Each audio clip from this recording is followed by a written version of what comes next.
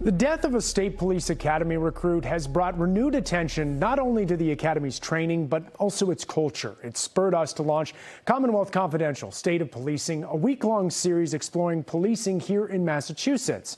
NBC 10's Bianca Beltran has our next story, uncovering a comprehensive review that took place over 3 decades ago that raised concerns about police academy training and the risk it posed to recruits. It was hell for me in the academy.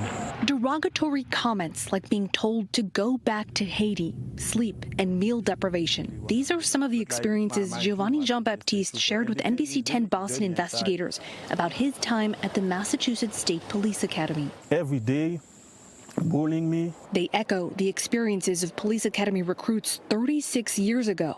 The recruits were basically hazed. Verbal abuse, physical abuse, taunting, ethnic and racial epithets tossed at them.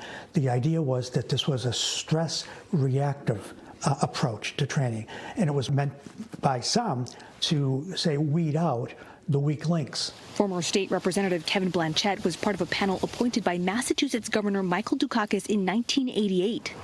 They were tasked with a comprehensive review of training at police academies across the state following the death of Timothy Shepard. Shepard was among a dozen recruits at the Agawam Police Academy hospitalized for exhaustion and dehydration after grueling training. More than 30 years after the intense review, Blanchette shared his reaction to the death of state police recruit Enrique Delgado Garcia following a boxing training at the New Braintree Academy. I saw that and shivers went up my spine. I turned to my wife and I said, no, here we go all over again. People should not go to a police training academy with the expectation that they might die. And something seriously is wrong. The panel urged police academies in Massachusetts to eliminate the so-called stress reaction training or modified stress environment training, noting the psychological and physical risks associated with it could not be justified. I'd like to refer to it as stress inoculation training. High stress in a controlled environment where you can stop the action, provide critique, provide guidance, direction, training, education. Todd McGee became the defensive tactics coordinator for the Massachusetts State Police Academy in 1998. And the philosophy is that stress inoculation training better prepares that recruit for real-world encounters that they ultimately will face at some point in their career. More than a third of recruits in the most recent Massachusetts State Police Academy did not finish.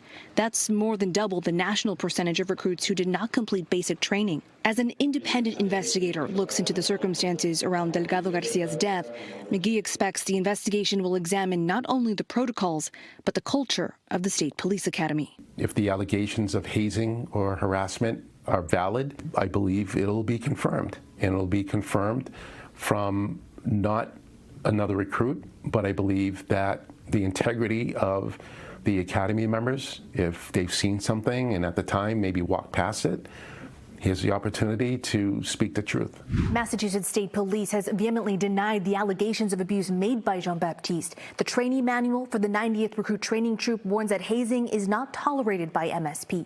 Governor Maura Healey has asked the new colonel leading state police to review the academy's training and procedures. Reporting in the studio, I'm Bianca Beltran, NBC 10 Boston.